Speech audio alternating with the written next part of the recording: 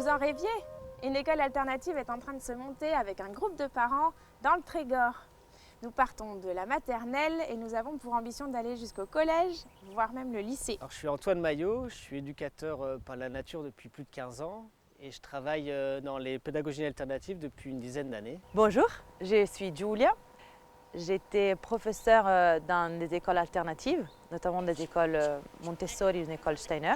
Je me suis formée aussi en tant que pédagogue à la pédagogie Steiner. J'ai moi-même été dans des écoles assez variées, de l'éducation nationale en maternelle et lycée. Je suis entre-temps passée par l'école Steiner et un collège Montessori. J'ai eu la chance de travailler dans plusieurs écoles alternatives qui proposaient chacune différentes pédagogies.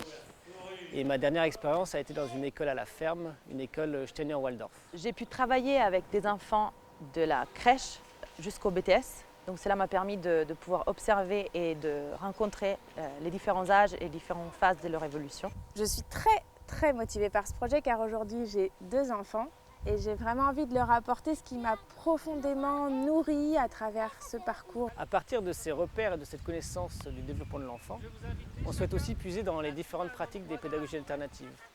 Steiner-Waldorf, Forest School, Montessori, Freinet, afin d'accompagner au mieux les enfants dans leurs besoins et dans l'acquisition des différents apprentissages.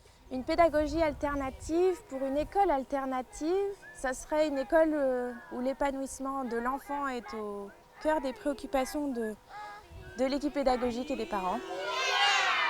Un enfant bien dans sa tête, mais aussi bien dans son corps et en lien, en connexion avec la nature. Des expériences de la nature en toute saison, du dehors, des expériences des mains dans la terre, des récoltes, de la confection de petits plats. C'est aussi voir la poésie de la vie, la danser, la chanter, la peindre. C'est fabriquer, construire, comprendre le monde en le manipulant.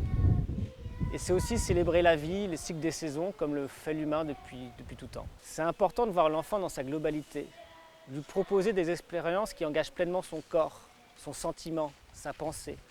Ne pas rester à la surface des choses, mais aller pleinement à la rencontre et profondément à la rencontre de soi et de la nature. C'est pour toutes ces raisons qu'on se relie à la pédagogie Steiner-Waldorf, dans le sens qu'elle laisse le temps aux enfants de vivre leur expérience, de se construire, qu'elle porte un profond respect pour l'enfant, pour ses besoins, à chaque étape de son développement. Pour nous, c'est essentiel que les enfants soient accueillis dans un cadre sécurisant et chaleureux, et accompagnés avec bienveillance, simplicité et authenticité.